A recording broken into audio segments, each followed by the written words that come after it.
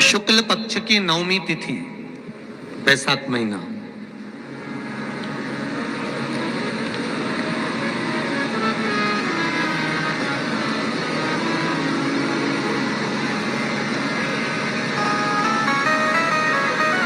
पीला चंदन घिसकर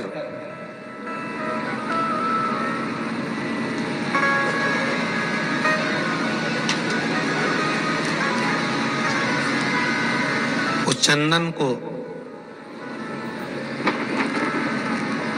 एक सुंदर पीपल का कोमल पत्ता, कोमल पत्ता मतलब एकदम, एक तो पीपल का होता है कड़ला पत्ता, एकदम कड़क हो जाता है, और एकदम होता है कोमल पत्ता।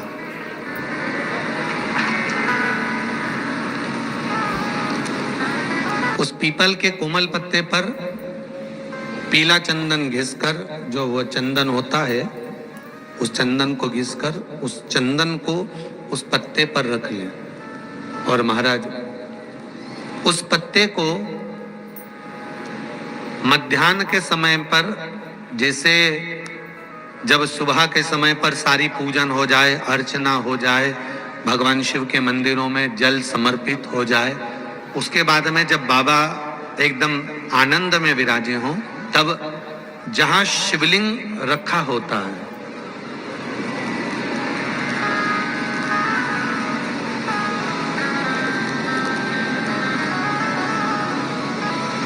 जैसे ये शिवलिंग है और ये कटी भाग जहां शिवलिंग रखा हुआ है, इस कटी भाग पर जहां शिवलिंग रखा है, उसके पास में ही 3 उंगलियों से चंदन का लेपन उस कटी भाग पर करना है।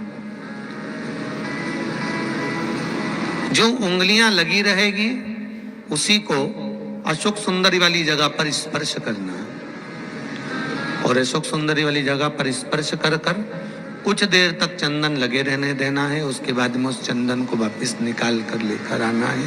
कटी भाग पर जो लगाया गया है उसको भी निकाल कर वापस लेकर आना है। फिर बाबा का स्नान नहीं कराना है, केवल चंदन लेकर आना है, उसी पीपल के पत्ते पर रखकर।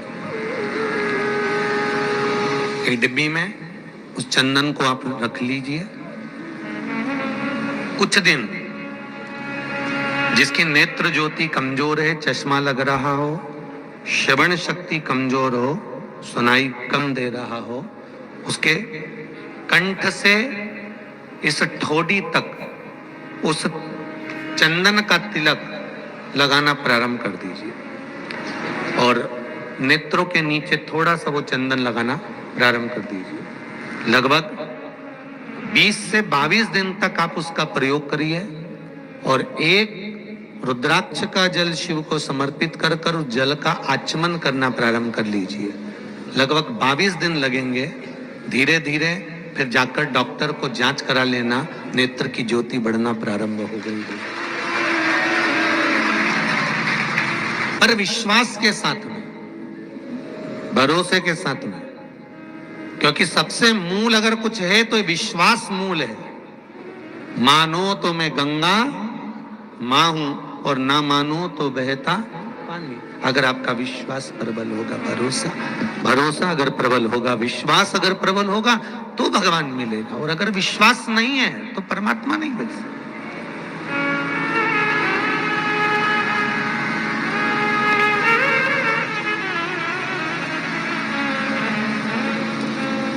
विश्वास के बल पर भगवान की प्राप्ति है।